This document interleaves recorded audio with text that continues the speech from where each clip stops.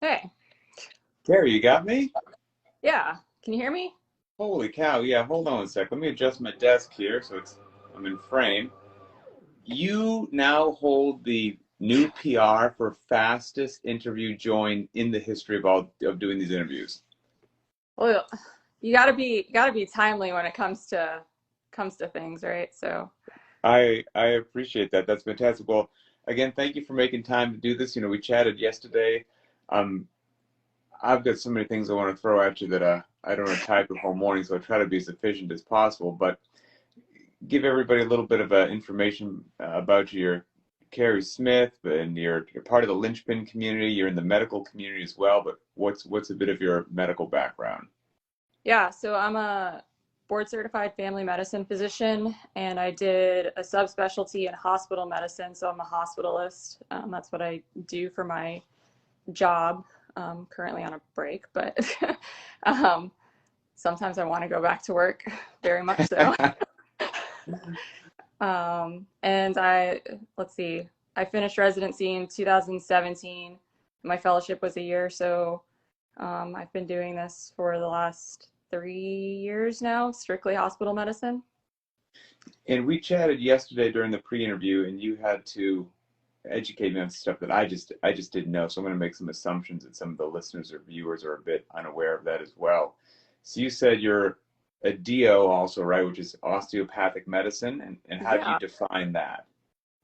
Yeah. So, I mean, I'm sure there's probably within the community, they have like a little phrase and stuff that they say, and I don't really remember that. And it's not really super important for the fine details, right? But essentially, we Sure. take one extra class in medical school um, to learn manipulative medicine, which is pretty similar to what chiropractors do, right? Obviously, they have their own 3, 4 years of training or something. So, Hmm.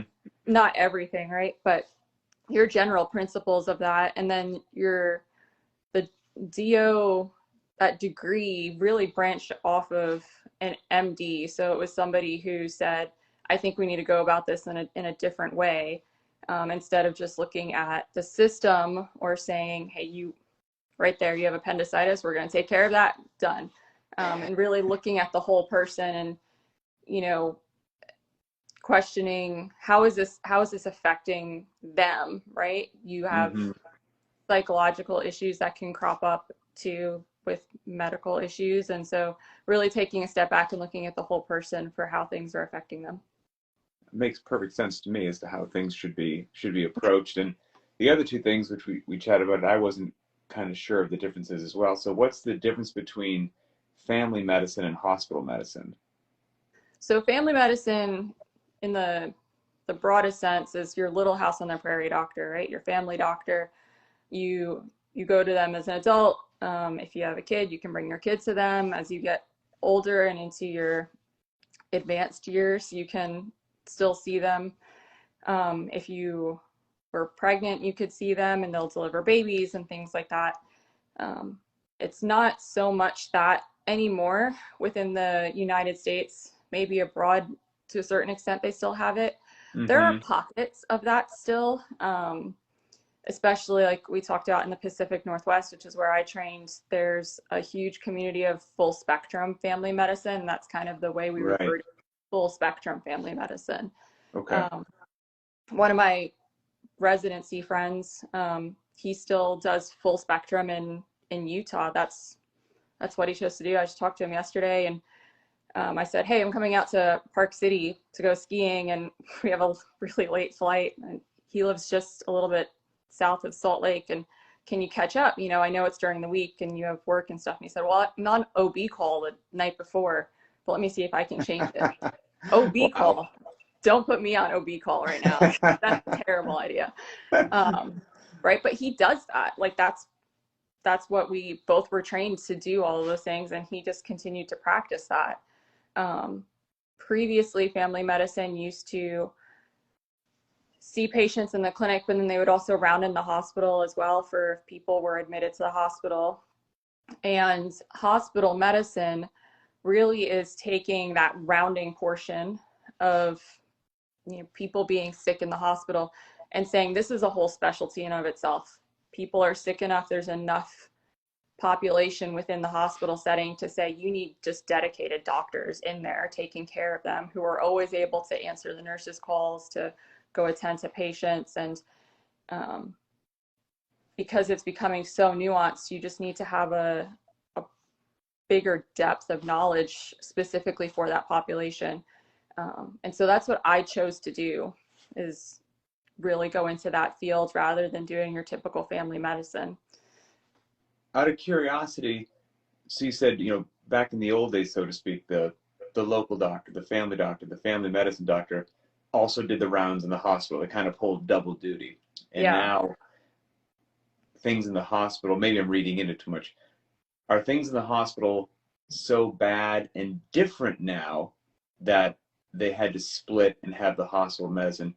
Or is it always been that way and they probably should have split it years ago and this is just a more efficient way to do it? Or has the landscape changed?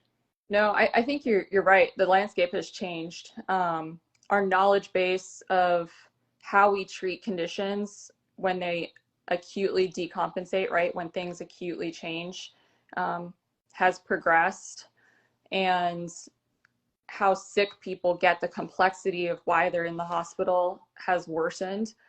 And then just your volume has increased, right? So you take all of those together, And and that's peculiar, isn't it? I mean, yeah, that human beings are still relatively human beings. They're still consuming food, living their lives. But you said the severity of, however, I'm not quite sure how you phrase it, but the severity or the specificity of it has increased. The volume of patients has increased. So that that kind of begs the question. We chatted about this a bit yesterday. Was you made a good point. I think that, again, back in the old days, for me to keep using that phrase, when people pictured a hospital, it was where you would see a lot of people with white hair.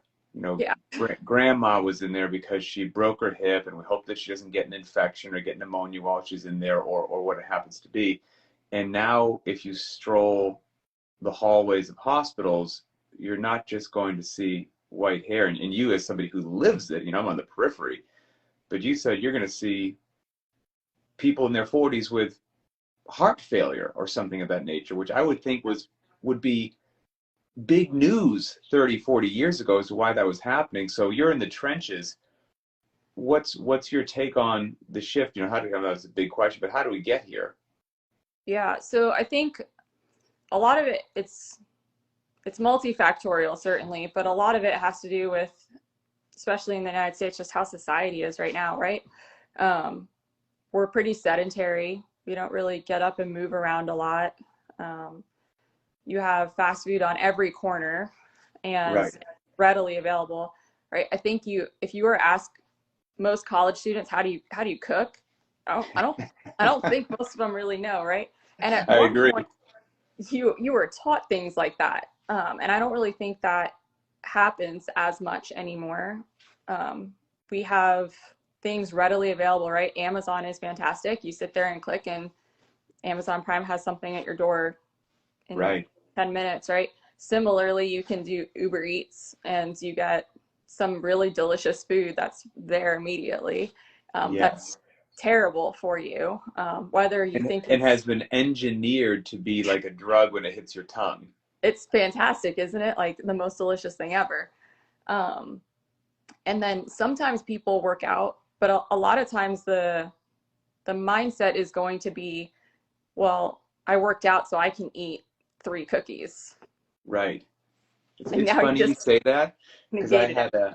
I had a podcast episode in mind that I haven't done yet, but the title wasn't supposed to be like clickbait, and it wasn't supposed to be to fire people up, but it was basically, the title was going to be, "You don't deserve a cookie." Yeah. Like, that's a perverse reward system to think that I did a little something good, so now I can do a little something bad. And I'm not trying to shame anybody or say that you should live a life without cookies. But if you're constantly seesawing back and forth from high to low to high to low, I don't think it should be mysterious as to why you're not achieving your goals. I think it's Right. kind of the end state of that. And then, of course, everything that you just mentioned, that engineered, fast, delicious, cheap, easy food that's available everywhere. that splashed all over TV with the best media and sponsors. Nobody's promoting broccoli and lean No, chicken breast on television. yeah, It's all definitely. the quick easy stuff. You you mentioned yesterday something that cracked me up, which was on top of all this stuff that we just said, and we could also make an argument that there's just historically some bad information out there as to Yeah. what you should eat and why you should eat it. That our parents, maybe the generation before us, how they grew up eating. Tell the story. You said, was it your Oh yeah. child's So, grandma wanted to make them some eggs or something? oh man. So my mother-in-law, who is fantastic with my son, who's almost 2, came down to help us out. My husband and I both were working, and she came down to help when the nanny was off, and texted us and said, "Hey, I want to make him some eggs." I swear he just said eggs, so I'm gonna make him some eggs. Sure, go for it. That's fine. He'll eat them up. And she said, "Where's the heavy cream?" And my husband and I are texting, outside of this conversation, and I'm like, "Why does she need heavy cream?" And he's like, "I bet she's gonna put heavy cream in his eggs." And that's exactly what she did. She put heavy cream in his eggs. We'll put a little cheese in his eggs, sure, Sure, right? Like, might as well. Everybody likes a right. little cheese in your eggs, but heavy cream, I don't. What purpose was that? Oh, Um, I bet they were amazing. I'm sure they were delicious, but um, you think about that, and then especially when they come down to eat. I don't know if this is something you experience, but when they, when my parents come or when my husband's parents come, and they have weight to lose, right? It doesn't matter that we're physicians. Like, they're not in tip top shape. I can promise you that. It doesn't matter what we say to them. Sometimes it doesn't. The fact that we're physicians is completely, You're still their kids. Parents don't listen yes, to their we kids. know nothing whatsoever. It's It's like maddening. it's infuriating. Um, but I watch what they eat, and to a certain extent, it's not like it's a large quantity of food, right? Right. But it's the quality of food, and that clearly not in our house, but outside of when they're here, that they're eating in order to be that way. Because when I watch what they eat, I'm like, how are you not starving? I'm hungry just watching you. Like, did you Right. eat today? I just had 3 meals, and you had one little thing. Right. And it's the that poor quantity, getting back to, for example, the scrambled eggs kind of a thing, because I see the same thing with my parents, my in-laws or whatnot, that generation that grew up is everything is borderline comfort food. Every meal is laden with heavy cream, laden with butter, laden with whatever it is, and it's everything's just heavy, Yeah, like, and it doesn't, you don't have to eat a tremendous amount of that to, suddenly be, I just don't know why I can't kind of kick this last 5, 10, 20 pounds or right. whatnot, and it adds up. So you put that in addition with marketing, in addition with fast food, in addition with a sedentary lifestyle, all wrapped together, and now we probably have why the halls and the rooms of your hospital seem to be filled almost more than ever before with somebody that, it's a slippery slope when those things happen, right? Yeah, You go from a little bit sick to probably quite sick in a relatively short period of time once that snowball starts rolling downhill. yeah, certainly. You also mentioned as well when we were chatting that, maybe for lack of a better way to say it, our norm has been reset, or our eye has been calibrated as to maybe not what sick is, maybe what sick is, or what healthy is, or what normal is, because, like a BMI in the past that used to turn heads now may not even get a mention potentially by the physician that you go see, and has that also been something that you personally have kind of experienced, how that's the strike zone has kind of Yeah, it's certainly widened as to widened. what's acceptable? Yeah, without a doubt. I think most people, if you are, walking the halls of the grocery store or just out in public and you take a look around, we have so many people who are falling into that obese, that I don't want to say morbidly obese category, because there's this connotation about morbid and the wording and such. And so I Mm, think that it's even starting to change into like class 1, class 2, class 3 type thing. But Oh, interesting. um, to a certain extent, and a lot of that's just because of, right, your access to your medical records. And right, if you fell into that category, would you really like to see somebody coding something as Sure, morbidly obese? Probably sure. not. So the classes sound a little bit nicer because we're not trying to be mean to people, right? Right.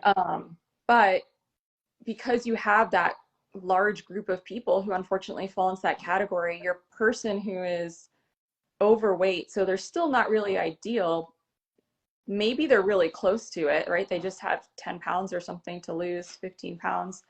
Um, they look normal. And so you Mm-hmm. don't think anything of it, right? And their friends aren't going to think anything of it. Their family isn't going to think anything of it. And so when you go to the doctor and the doctor looks and says, oh, your BMI is 27, 2 points above what normal is considered, right? Mm-hmm. And if you don't have any health problems, if I say to you, hey, you really need to lose some weight, if nobody else has said that to you, more than likely you're going to be like, whatever, thanks for that. Mm-hmm. I'm good.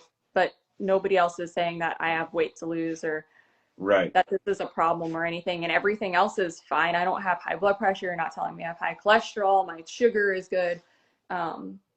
Right? You're going to fall into the definition of normal, the Mm-hmm. layperson normal. And you can almost use the pandemic a little bit about this, right? With COVID, you see a lot of these stories with saying, well, they were perfectly healthy. And then you see a Right. picture of the person and you're like, Yes. but were you really healthy? Or is your definition of what healthy was, that's what you were meeting? And I Mm-hmm. think that's more what it is. I agree. Yep, for sure. And what's interesting is, so maybe you said they're 2 points above the normal in the BMI or something like that, and it's not even worth a mention right now because they're not hypertensive, they're not whatever it happens to be. Everything else looks clean. Well, I'm not trying to be cynical here. I'm trying to be a realist. Well, chances are, if you're doing an annual checkup and they were 10 pounds heavy this year, I don't think it's going to be reduced to 8 next year when they see the doctor. That 10 will have been 12 or 13 or maybe 14. So, that 2 points above the BMI, so to speak, well, maybe that snowball was just at the top of the hill and you had somewhat of a chance to stop it right before it gained a lot of momentum and a lot of inertia. But you're right, those conversations probably aren't being had. And it doesn't get had until the snowball's of relatively decent size and now has some velocity going down the hill. And it's like, well, we could have maybe, it's a lot easier to lose 10 pounds than 55 pounds. We could have Yeah. maybe had this conversation a bit earlier, but also, you know, doctors, we chatted about this a little bit too. The doctors can get a bad rap as to, well, if you see it, it's like the TSA, you see something, say something, Yeah. so you see it, you should say it, and the doctors, why aren't you doing that? But you had a good point of like, look, you deal with people on a regular basis, and people are nuanced, sensitive creatures that if your messaging isn't on point, you might shut them off from seeing you again. And not everybody's ready to hear that, right? So it's not like you can just blurt out, "Hey, buddy, lose a little weight." Right. And I think that that's kind of a big sticking point for a lot of physicians is one, unfortunately, time, right? You don't always have, in general, you don't have time, not always. You typically are Mm-hmm. running behind, right? Um, and so to to sneak in saying, hey, you should lose some weight, that's a loaded statement, right? One, you have to say it appropriately, and kind of introduce that concept of do you think that you even need to lose weight? And I think that's probably a really big point that most, I don't want to say most physicians don't know. I think they know it, but have they learned the technique yet, right? Sure. To approach it such a sensitive manner where you as a physician can glean, are they even in that mindset yet, right? Are they in that contemplative phase of like we can sow the seed and they can start thinking about it. Mm-hmm. If I, for example, when I was in residency, people who smoke, right? you should quit smoking, right? We should Right. Right. probably be counseling people for that. And so if I just said, hey, you should quit smoking, they're like, people have said that. But if I say, well, is there anything in particular that would really make you say I should quit smoking? Right? Mm-hmm. Have you ever thought about it? And most of the time you have people say, I don't know, I've never really considered what would be an impetus for me to quit smoking. And so then I would say, all right, well, I want you to think about it. Or when I'm in the hospital and stuff, I say, all right, well, I'll be back tomorrow. You're Right. not doing anything. You're sitting here in bed. I want you to think over, what is it that would really make you say, I'm going to quit smoking, or I'm going to try to quit smoking. If they say, no, I'm not there, I'm going to leave them alone, because if I push the subject, it's just going Mm-hmm. to annoy you, right? It's the same thing in a relationship with, I was going to with say that the that's the other. same thing across people right there. Yeah. So it's those little nuances in conversation and approaching people that, one, I don't, it's not that we're not taught it. I think we are taught it, but it's also one of those psychology, behavioral health things Oh that yeah. we like, the feels, right? The feels. Nobody likes the feels. Right. See, I don't like the feels. We all like to blow off the feels. Yep. Um, and so even in residency, when I was taught this stuff, man, I'll be honest, I hated it. I was like, this is stupid. Why am I learning this? I don't Right. want to be having these conversations where these are uncomfortable topics to Mm-hmm. have. And when you are really pressed for time and you have to address all these other issues, or if they're fairly healthy and this is the only thing that's there, you're like, well, I can get out of here in a couple minutes and I can move on to the next person and dedicate more time to them. Right. And then probably the one other caveat to that is some physicians aren't very healthy, right? There's a lot who aren't. We're worked a good amount. You don't really have time to necessarily get good, healthy food. You have to make a conscious effort to do that.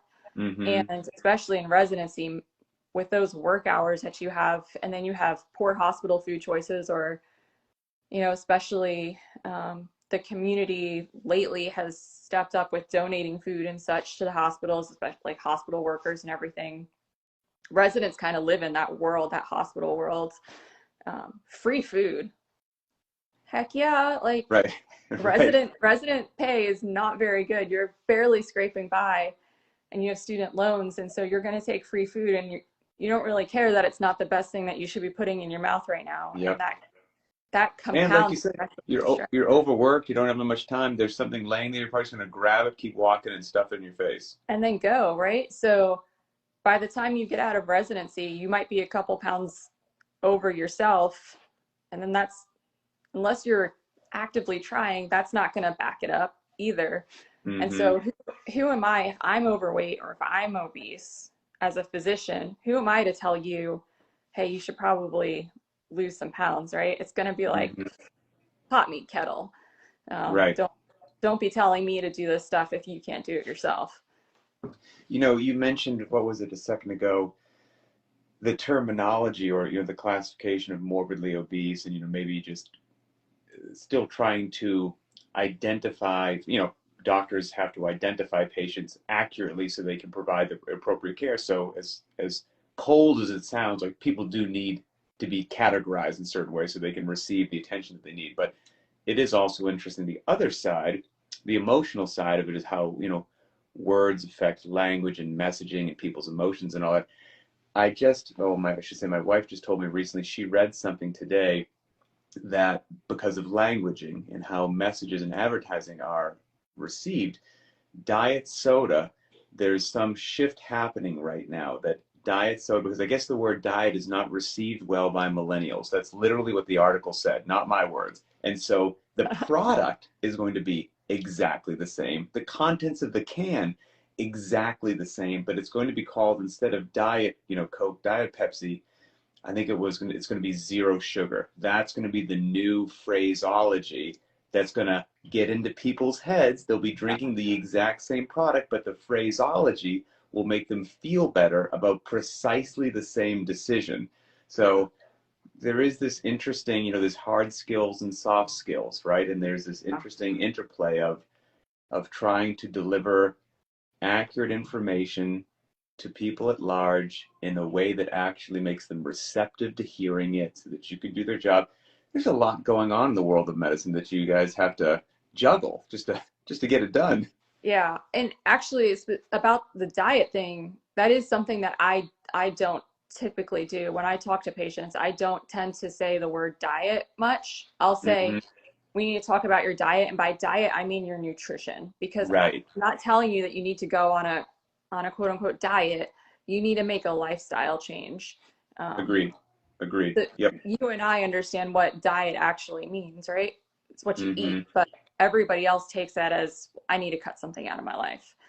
Yes. Well, 100%. You know, I don't want to keep you too long. I can't believe I've already been chatting almost 30 minutes here. But there's a couple other topics that we could do a whole nother show on, but I want to hit them real quick. Yeah. You told me to make sure that we mentioned in the realm of what you see in the hospital and chronic disease skyrocketing and all these things that we didn't even, those are just lifestyle factors. And then we mentioned yesterday when we were chatting acute trauma such as a car wreck. And you're like, Yeah. hey, people need to be aware of that accidents happen in life and you see them on a regular basis in your profession. And you're going to be in one of two categories when an accident happens: profoundly in poor health and riddled with chronic disease, or what we in the CrossFit community would call fit.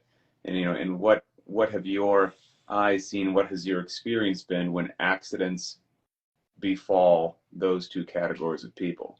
Yeah. So, and I think probably there's been some articles where you've heard anecdotal stories about this. Sure. But especially so my husband, who's a Linchpin member and is in the military, he tends to see pretty fit people, or he used to tend to see very fit people, right? So he works at a civilian hospital at a level 1 trauma center specifically to see more volume for when he deploys and everything. And part of that becomes you see a lot of the civilian population, obviously, right? He doesn't really see that fit military population. Mm-hmm. And you get gunshot wounds, you get car accidents, right? All of these different types of traumas. And most of the people walking around having these things happen, they they aren't very fit. They're not very healthy. And it if assuming, let's just say that we're surviving these things, right? But Mm-hmm. you're pretty banged up, right? You have a Right. lot of stuff going on. Your road to recovery is going to be so much harder based off of your your chronic medical conditions that's complicating them taking good care of you, because it's going to interfere, Mm. right? If you have heart failure and you lose a bunch of blood and they give you a bunch of blood back, as you start to get better, you're going to have fluid shifts, and your body is not able to handle those specific fluid shifts. So they need to start worrying about other things that are going to happen. Oh, interesting. Or if you're shot in, say your stomach, and they operate and they have to give you an ostomy bag, right? You have to have something come up and through your stomach. If you're so big, you have a couple things that can happen. One, sometimes they can't lift it up to the skin because Oh, you have wow. so much subcutaneous fat. Doesn't happen quite as often, but certainly is something that they encounter where they're like, well, how am I, right? Your route to the closest exit is Mm. essentially what it is. Or sometimes they say, well, that's probably staying until you lose weight. That's never coming down if it was a Oh, wow. potential to come down. Or you're going to have hernias from it, right? The complications that come from it. And this actually did happen to my husband one time, where he told somebody's wife, um, they're they're never going to have this not be a problem. Like they're Mm. going to continue to have this be a problem because of their weight. And he said, she's like, what do you mean? Why is his weight matter in this conversation? It Right. just never crossed their mind that this was going to be an issue, right? If you have a large amount of body weight and you fracture your pelvis, right? stuff that you did and everything. Yeah. Getting up and walking and learning how to walk again or learning how to move again is going to be good when you're wearing a bunch of body armor and putting stress on those joints more than Mm-hmm. what would be ideal. Probably not, right? Right. And so I think that's really important, is that people say, well, this doesn't really affect me because I'm doing fine in the other things. Right. Just weight in and of itself is going to cause problems if you're in some freak car accident, or if you're in the wrong place at the wrong time in downtown Nashville. Mm-hmm. Yep. Things undoubtedly happen, and better. It just goes right back actually to like the sickness, wellness, fitness continuum, to the as Yeah, many markers as you can have over on the fit. You might as well get them over there. You will never regret that you did, no, and it will treat you well inside the gym and out in the real world, for which is the unknown and the unknowable. A lot of these things actually are real life things. So, very you much. know, again, things that we could make into another full episode, but I won't. But just in closing, uh, you've got a 5 week old daughter, correct? Yeah, I do. So obviously you tried to maintain your fitness through a pregnancy, and you just gave birth relatively recently. So how are how are you feeling, getting back into moving your body and starting to work out now postpartum? Yeah, I feel really good. With my first pregnancy, I was pretty cautious with working out. I scaled a lot. Um, as a general disclaimer, like my my medical knowledge does help me make certain decisions that I I would wouldn't otherwise so. advise people. Um, but I think I was 2 weeks postpartum with my first when I started slowly doing things. I think I had this plan for 4 weeks of on a rower and ramping up stuff and just air squats, things like that, Right. before I really started doing like the linchpin workouts again.